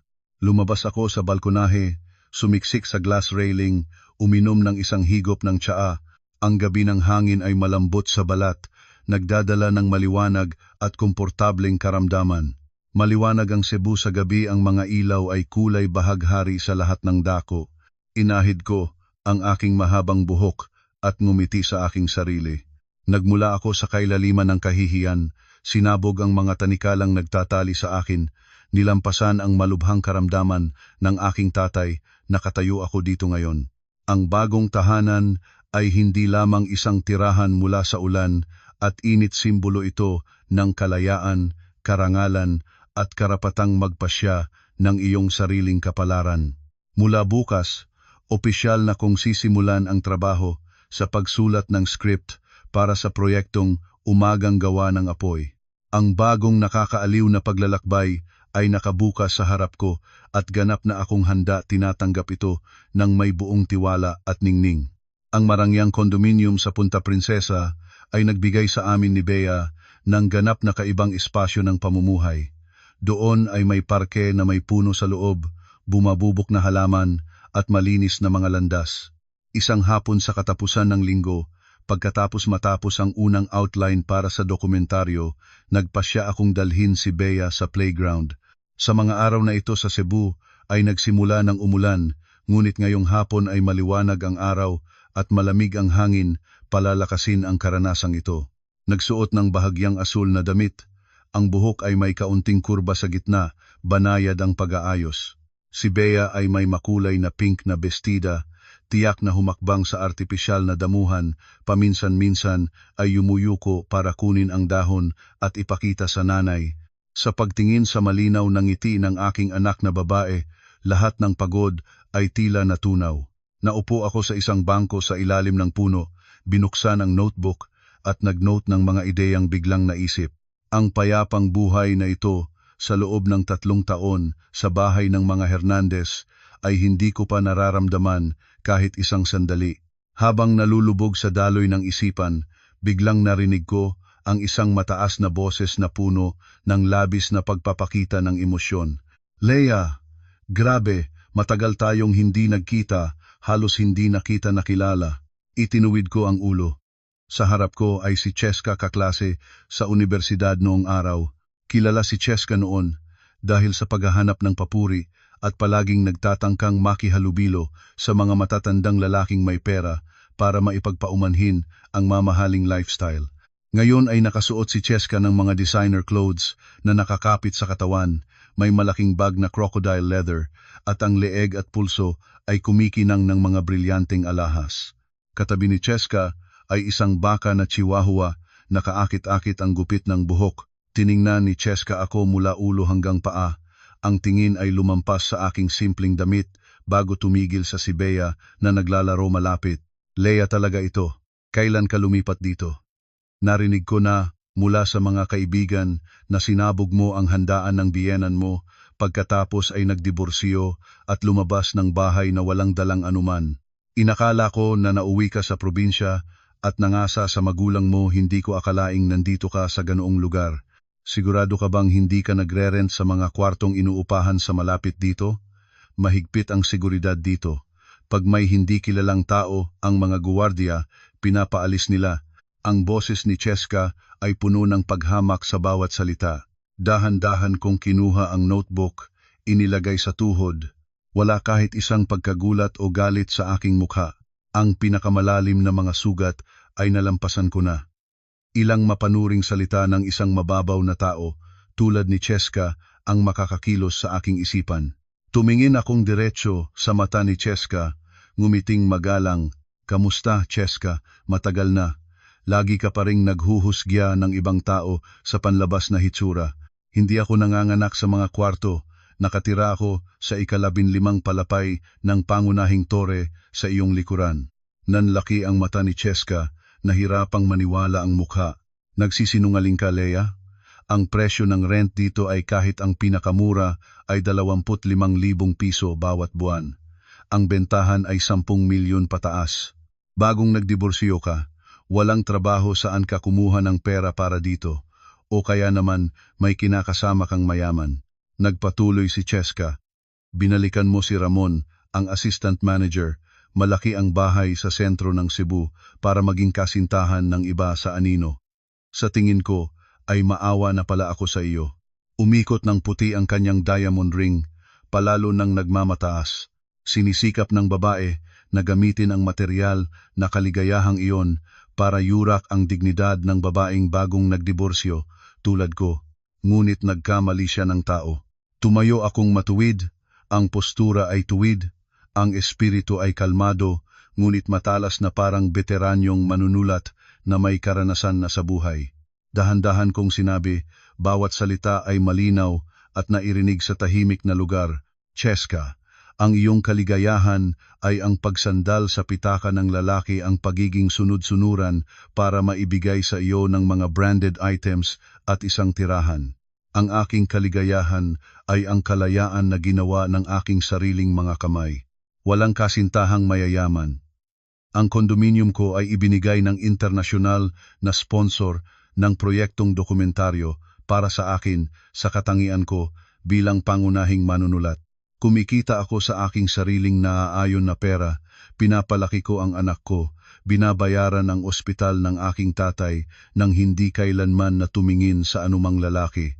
Ang tinutukoy mong dating asawang assistant manager at ang 3 palapay na bahay sa sentro ng lungsod, alam mo ba na sa loob ng bahay na iyon ay ginawa akong libreng katulong na kailangang lumuhod para maglinis ng sahig, lumalo ng luha tuwing napapahiya ng biyenan? Hindi, Cheska, hindi iyon matibay na pundasyon. Iyon ay isang rehas na bakal na nagtatago ng kaluluwa. Humakbang ako ng isang hakbang, ang mga matang marangal na tumingin sa nababahalang ekspresyon ni Cheska. Ipinagmamalaki mo ang iyong diamond ring na binili ng asawa mo, ngunit tiyak ka ba na bukas ay hindi siya bibili ng ibang ring para sa mas batang babae? Huwag mong gamitin ang kaisipang parasitiko mo para susukin ang buhay ng isang independyenteng babae. Nabuka ang bibig ni Cheska, namula ang mukha sa galit at kahihiyan. Gustong sumagot, ngunit walang mahanap na salita para sumalungat. Ang aking mga salita ay tumpak sa laging naroroon na takot sa kaibuturan ng mga taong palaaging nakasandal. Hindi na ako nagpaborito pa, malambot na yumuko para hawakan si Bea. Magandang hapon, Cheska, sana maligaya ka kasama ang ari-arian ng iyong asawa. Ako naman ay abala sa pag-enjoy ng aking sariling malayang buhay. Babay, lumiko akong seryoso at dahan-dahan humakbang patungo sa maningning na lobby ng gusali. Sa aking likod, natigilan si Cheska, nagpapapatak ang paa at bumalik sa ibang direksyon nang nagagalit. Ang maliit na labanan na ito ay hindi kumukuha ng 5 minutong alaala ko, nagpapatibay lamang sa isang bagay na ang pasya ko na bitawan ang nakaraan ay ganap na tama. Ang isang babae ay tunay na mahalaga at may boses lamang kapag siya ay nakatayo sa kanyang sariling mga paa. Ang buhay ay tahimik na lumipas ng ilang buwan. Ang proyektong dokumentaryo ni Direk Orlando ay lumakas ng mahusay. Abala ako sa maikling ngunit makabuluhang paglalakbay sa mga lalawigan sa paligid, sabik na sabay sa mga kwentong pang-araw-araw na makapagpukaw ng damdamin para sa malalim na mga script. Kahit abalang-abala, laging naramdaman ko ang sigla. Hanggang sa isang gabi sa katapusan ng linggo, dinala ni Joy ang kanyang nobyo JV sa aming bahay para kumain ng sinigang. Habang inilulubog ang mga gulay sa kumukulo na sabaw, nagsimulang ikwento ni Joy ang mga balitang nakuha niya mula sa pinsan na nakatira sa parehong daang malapit sa lumang bahay ng asawa ko. Sa pagrinig ng pangalan ng pamilya na iyon, bahagya kong natignaw ang kamay ko na humahawak ng chopsticks, ngunit agad kong naibalik ang kalmado. Kinuha ko ang isang piraso ng karne para sa Joy, ngumiti at tinanong kung ano ang nakakalibang na kwento na nagpapasaya sa kanya. Lumunok si Joy ng isang higop ng soda, pinunasan ang bibig at nagsimulang magsalita. Leia, hindi mo alam kung gaano nagugulat ang nangyari sa kanila. Nakita mo ba na ang bunga ng gawa ay bumabalik sa nagawa? Tandaan mo si Maricel, ang kapatid na babae ng iyong asawa, yung tipong prinsesa na laging nag-aayos at humahamon sa iyo. Noong nakaraang buwan ay ikinasal siya sa isang mayamang pamilya sa lungsod. Malaki ang kasalan. Ngunit hulaan mo, hindi pa man lumilipas ang isang buwan ay pinaalis na siya ng pamilya ng asawa at isinoli sa magulang niya. Hinip ni JV na nakaupo sa tabi ay humikayat kay Joy na magpatuloy. Pumalo si Joy sa hita. Ang tono ay puno ng pagtatawanan. Yung pagiging tamad at salat ng diwa ay nakabaon na sa kanyang dugo. Sa bahay ng asawa ay nagising pa lang ng 10:00 ng umaga. Inihanda pa ng biyena ng pagkain sa mesa, hindi pa rin gusto ng delivered na pagkain para mas marangya. Ang mga damit ay nakakalat, inaasahan ang kasambahay na maghusay parang reyna siya. Nang pinagalitan siya ng biyenan, nagmatigas pa at sinabi na sa bahay ng nanay niya ay hindi siya kailanman pinagawa ng anuman. Yung pamilya ng asawa ay hindi naman mahinahon katulad mo, kaya tinawagan ng biyenan ang taxi. Sinakay ang lahat ng gamit niya, sinabihan ang anak na ibalik siya sa pinagmulan nakakahiya. Nakaupo akong nakikinig, sa loob ng puso ko ay walang mapanghamak na kasiyahan, naramdaman ko lamang ang kalungkutan para sa maling pagpapalaki ni Aling Norma. Siya mismo ang laging pinabayaan at sinuportahan ng bulag na naglikha ng isang walang kwenta at hindi marunong makisama sa ibang tao na anak. Ang aanihin ngayon ay natural na bunga ng serye ng mga araw ng pagiging makasarili at paghamak sa iba. Ngunit ang kwento ni Maricel ay wala pang kahulugan kumpara sa trahedya ni Ramon at Aling Norma. Nagpatuloy si Joy, binabaan ang boses, ang mukha ay naging mas seryoso. Si Ramon pagkatapos ng kabiguan sa promotion ay nalantad sa pagiging walang utang na loob, sumuko sa trabaho sa lumang opisina, tinipon ang pera para magsimula ng sariling negosyo para mabawi ang nawalan niyang pagpaparangal. Nang sumugal sa ilang mga online cryptocurrency investment schemes, natalo ng walang natirang piso. Mas malaki ang pagtalo, mas galit at desperado. Lumikha siya ng utang sa mga loan sharks para makakuha ng pondo sa pag-asa na mabawi ang nawala. Ang interes ay patong sa patong, ang utang ay umabot sa ilang milyon piso. Ang mga taong may utang na loob ay pumunta sa bahay, nagpinta ng pula sa pintuan, naghagis ng basura sa sala para mangolekta ng utang. Sinalot ni Ramon, lumayo at hindi na bumabalik sa bahay. Huminga ako ng malalim nang narinig ito. Si Ramon ay laging nagmamalaki at humahamon sa kakayahan ng asawa, tinitingnan niyang sarili siya ang isang matalinong lalaki na siyang nagtataglay ng pamilya. Ngunit sa katotohanan ay isang mapagmataas, duwad at walang tibay na harapin ang tunay na mga bagyo ng buhay. Nang wala na ang nagtitiis nag-asawang nag-aasikaso ng lahat, linilinisan ang bahay at bahagi ng hapunan, buong lakas niyang ipinakita ang likas na kahinaan at nahulog sa maling landas. Paano naman si Aling Norma? Tinanong ko. Ang tono ay layunin tulad ng pagtatanong tungkol sa isang hindi kilalang kapitbahay.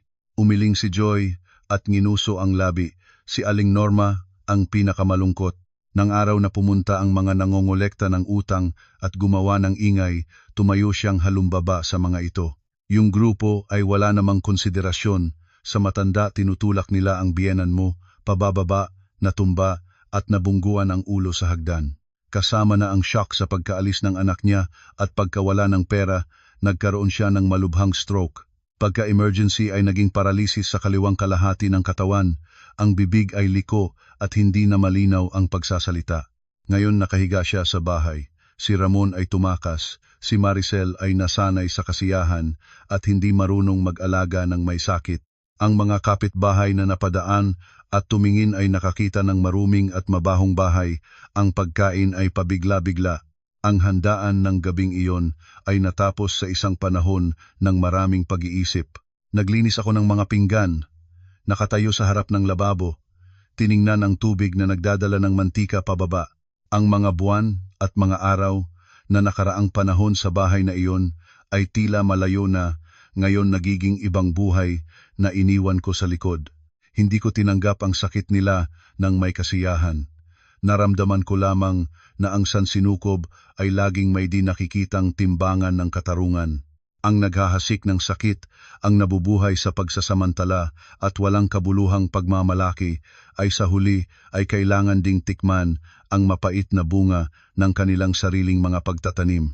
Ako naman ay lumiko sa isang daan na puno ng liwanag sa pamamagitan ng aking sariling kabutihan at determinasyong tumayo. Isang linggo ng umaga, maagang gumising para maghanda ng chamomile tea at toasted tinapay para sa almusal. Si Bea ay nakarolyo pa sa manipis na kumot, tulog ng tahimik. Ang tahimik at payapang hangin ng kondominium ay bigla na nabasag ng tunog ng telepono mula sa ground floor ng gusali. Pinindot ko ang sagot, ang magalang, ngunit may bahagyang pagkamadaling boses ng guard ay umalingaw-ngaw. Good morning po, Ate Leia, sa Unit 1502. Sa lobby po ay may dalawang babaeng dumating, isa ay nasa wheelchair, isa ay nagpapakilalang kapatid na babae ng dati ninyong asawa. Paulit-ulit silang humihiling na paakyatin sa inyong kwarto. Nagtatangis sila at gumagawa ng ingay sa reception area. Hindi po namin sila pinapayagan dahil wala silang resident card. Ano po ang gagawin namin? Biglang lumaktaw ng isang tibok ang aking puso. Hindi na kailangang mag-isip pa agad ko nang naunawaan kung sino ang dalawang iyon. Pagkatapos ng napakatagal na panahon ng pagkawala mula sa kanilang buhay, hindi ko inakalaang hahanapin nila ako pa rin at para saan. Ang kawalan ng kahihiyan ng mga taong iyon ay tunay na lumagpas sa hangganan ng aking imahinasyon. Huminga akong malalim, pinayapang muli ang isipan, at sumagot sa guard, pigilin ninyo sila sa lobby, bababa na ako ngayon para harapin ito. Huwag nilang papayagang makapasok sa security door. Nagbihis ako ng maayos, tinali ang buhok ng malinaw, tiningnan ang sarili sa salamin. Wala ni katiting na takot o pagkaapektado sa aking mukha. Pumasok sa elevator, pinindot ang ground floor. Ang aking tindig ay ang tindig ng isang taong ganap na may hawak ng sariling mundo. Pagbukas ng pinto ng elevator, nakita ko ang kalagayan sa maningning na lobby na may marmol na sahig. Si Maricel ay nakatayo at nakikipagtalo sa dalawang mataas na guard. Ang mga kamay ay nakaplansya sa bewang. Sa tabi ay isang murang wheelchair at doon nakaupo si Aling Norma, ganap na kaiba sa dating hitsura ng isang biyenang laging may kapangyarihan, nakasuot ng mahal na bestida at puno ng alahas. Ang kasalukuyang Aling Norma ay mukhang napakalupit, ang buhok ay puting-puti at magulo, ang mukha ay liko dahil sa paralisis ng stroke, ang mga mata ay pagod at walang buhay. Nang makita ang aking anino na lumabas, agad na itinuro ni Maricel ang kamay sa akin at sumigaw. Nandoon na, yung ate ko, hayaan ninyo akong makausap siya. Dahan-dahan akong lumapit, huminto sa ligtas na distansya. Ang aking mga mata ay malamig at malinaw, nagpalipas sa dalawang mukha na dating nagpapanganib sa akin. Ano ang dahilan ng pagdating ninyo dito? Nagsalita ako. Ang boses ay matatag at tiyak. Nang marinig ng biyena ng aking boses, biglang nag-react si Aling Norma. Sinikap niyang ituwid ang katawan mula sa wheelchair. Ang hindi paralisis na braso ay nanginginig na umaabot sa akin. Mula sa liko at hirap na bibig, naglabas siya ng mga tunog. Lea, anak, ang nanay mo ay napakasakit. Tumakas na si Ramon. Walang mag-aalaga sa nanay. Hayaan mong hawakan ang apo ng nanay. Hayaan mong manirahan ang nanay sa bahay mo. Bawat salita ay hirap na bumabagsak, may kasamang luha at uhog na dumadaloy.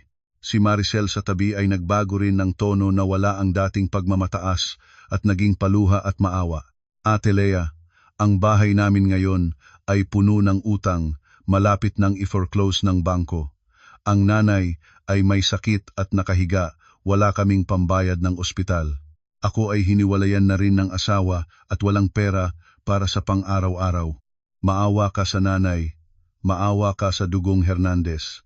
Nakatira ka sa ganoong marangyang kondominium, siguradong sapat ang pera mo. Hayaan mo kaming manirahan dito, kahit pansamantala, pangako ko na magiging maayos at tutulungan kitang mag-alaga kay Bea at maglinis ng bahay. Nakatayo akong nakakross, ang mga braso sa harap ng dibdib, tahimik na tinitingnan ang dulang ito na nagaganap sa harap ng aking mata. Ang habag na naroon sa akin ay napatay na, nang bandang araw na 2 beses akong sinampal sa harap ng lahat ng tao. Mula ng araw na inabala ni Aling Norma ang aking mga magulang, sa kanilang tahanan sinungalang na ninakaw ko ang pera ni Ramon at tumakas kasama ng iba na nagdulot ng stroke ng aking tatay. Tumingin akong diretso sa mata ni Maricel, malinaw na nagsalita ng bawat salita, sapat ang lakas para marinig ng lahat sa paligid. Maricel, nagkakamali ka ng tao. Hindi na ako ang ate mo. Matagal na kaming opisyal na nagdiborsyo ni Ramon ayon sa batas. Ang 2 salitang mag-ampon ay wala sa aking diksyonaryo para sa mga katulad ninyo. Noong nakatira ako sa bahay na iyon, nagtrabaho ako ng walang bayad tulad ng isang katulong. Itinuring ninyo akong basura. Nang araw na umalis akong may kalong anak, pinagmurahan ninyo ako ng walang kabuluhan.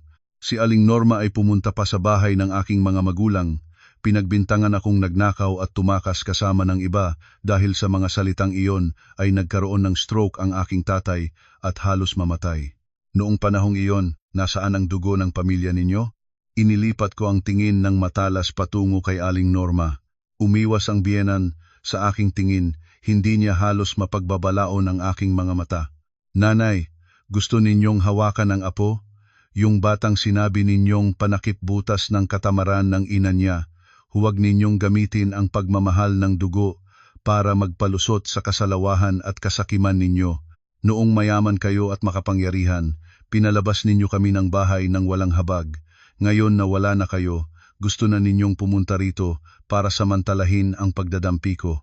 Sasabihin ko sa inyo, ang kabutihan ko ay may hangganan at ganap na hindi para sa mga taong nagdulot ng kapahamakan sa aking pamilya sa nakaraan. Lumiko akong patungo sa pinuno ng mga guwardiya. Ang boses ay matigas at may autoridad ng isang taong nagpoprotekta ng kanyang tahanan. Manong, pakinote ninyo ng mabuti ang mukha ng 2 taong ito. Mula ngayon, wag na nilang payagang makapasok kahit sa lobby. Kahit anong gulo ang kanilang gawin, direkta na lang kayong tumawag sa barangay para harapin ito. Wala akong kahit anong relasyong pampamilya sa kanila. Pagkatapos ng huling salita, hindi na ako naglingon pa sa nagbabagang mukha at nagtatangkang mukha ng mga tao sa paligid. Lumiko akong matuwid ang ulo at marangal na lumabas mula sa lobby patungo sa elevator. Sa aking likod, ang iyak ni Aling Norma na puno ng kawalan ng pag-asa at ang walang lakas na pag-alimura ni Maricel ay umalingaw-ngaw. Ngunit ang mga tunog na iyon ay hindi nagpabagal ng kahit isang sandali sa aking mga hakbang. Nagsara ang pinto ng elevator, ipinagkanlong ang lahat ng dumi at sama ng nakaraan sa labas. Sa sarili ko lang tinanggap ko, ganap kong pinutol ang huling pag-asang lubid ng pag-angkla sa nakaraan, iningatan ang tahimik at kapayapaan ng aming maliit na tahanan. Ang proyektong dokumentaryo na Umagang Gawa ng Apoy ay lumipas ng halos 1 taon ng pag-shoot sa iba't ibang lugar. Sa wakas ay pumasok na ito sa post-production at pinalabas ang mga unang episode. Ang paglalakbay sa mga daan ng Cebu, sa mga floating communities ng Visayas, at sa simpleng buhay ng iba't ibang komunidad ay nagbigay sa akin ng walang katumbas na materyal para sa mga script na puno ng buhay.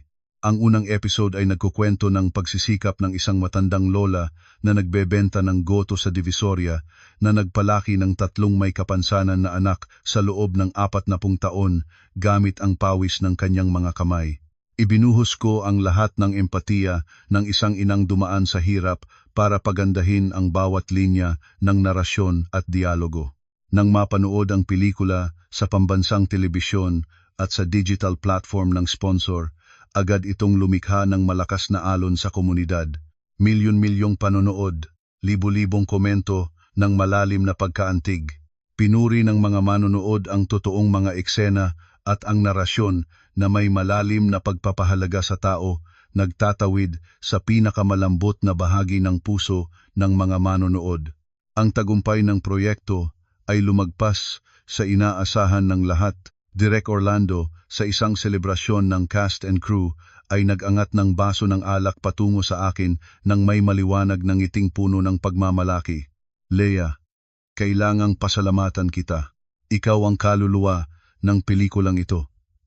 Ang paraan ng iyong pagkukwento ay nagpataas ng halaga ng mga larawan na aking kinuha mula sa kaibuturan ng puso.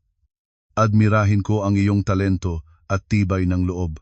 Ang pagkilala mula sa isang matandang propesyonal tulad ni Direk Orlando at ang pagmamahal ng mga manonood ay ang pinakadakilang gantimpala para sa akin. Kasabay ng katanyagan ng pelikula, ang aking bayad ay napakabilis na lumaki. Ang mga bonus mula sa sponsor, royalties sa broadcast na katulong sa akin na makapag-ipon ng malaking halaga na noon ay hindi ko inisip na posible. Hawak ang bank card. Ang unang bagay na ginawa ko ay sumakay ng taxi patungo sa bahay ng aking mga magulang sa Mandaue. Ang aking tatay, pagkatapos ng mahabang panahon ng paggamot at physical therapy, ay halos ganap na nakarecover. Kaya na niyang maglakad ng dahan-dahan sa paligid ng bakuran at alagaing ang kanyang mga orchid. Ang hapunan ng gabing iyon ay may tatay, nanay, ako, at si Bea, kumain ng simpleng sinigang na hipon at piniritong isda na puno ng pagmamahal.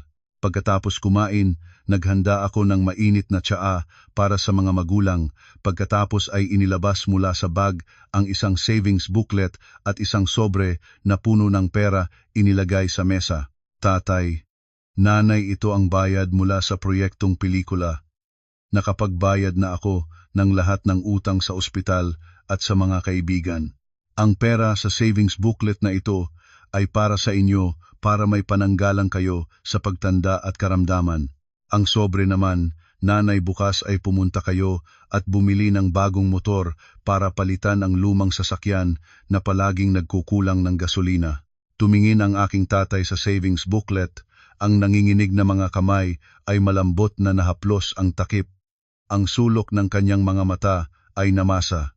Hindi siya nagsalita, tumango lamang at ngumiti. Isang ngiting ganap na kasiyahan at pagmamalaki. Niyakap naman ako ng aking nanay ng mahigpit.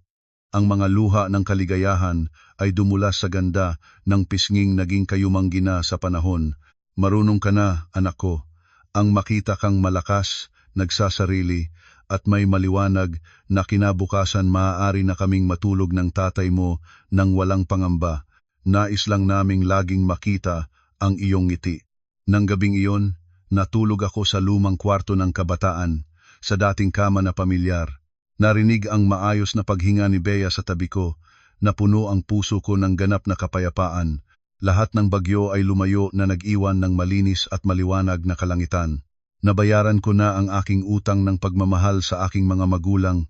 Nabigyan ko ng maayos na kapaligiran ang aking anak na babae at higit sa lahat, nahanap ko na ang aking sarili.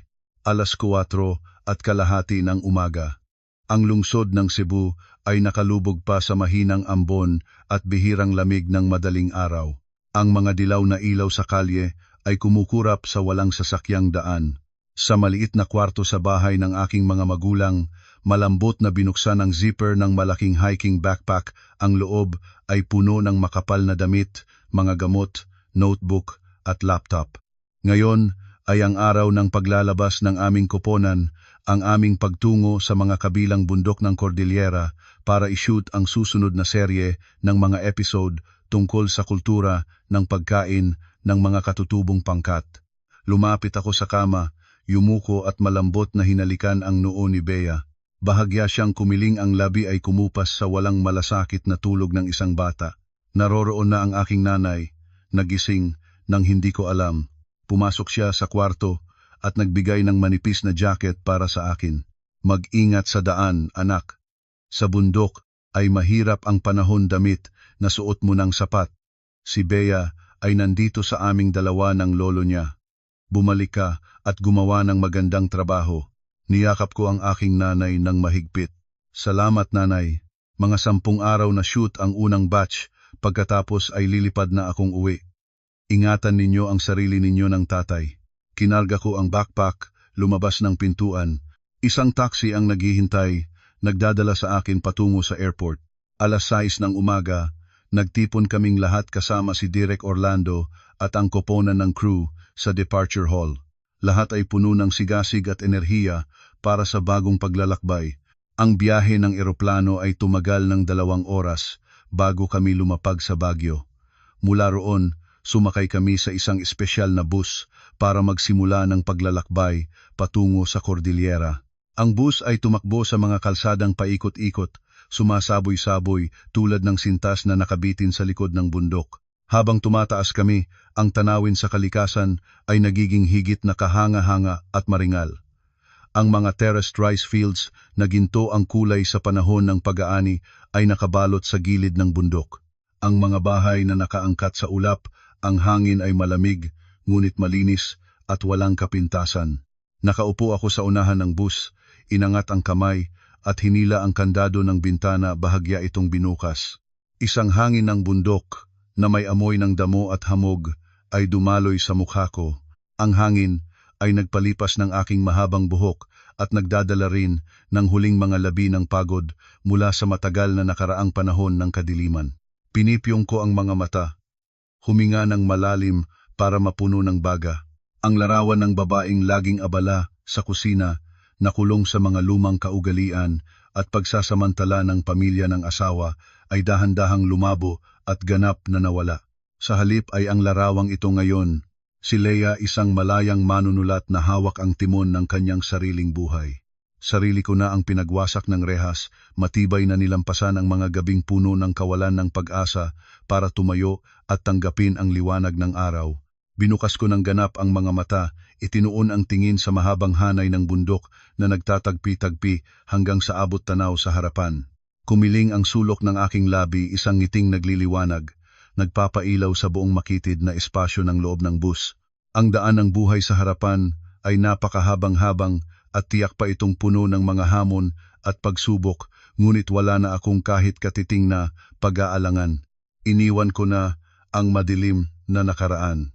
Ang mga pakpak ng isang malayang babae sa akin ay tunay na nakaladlad na handang lumipad ng marangal sa malawak at malayong kalangitan ng buhay.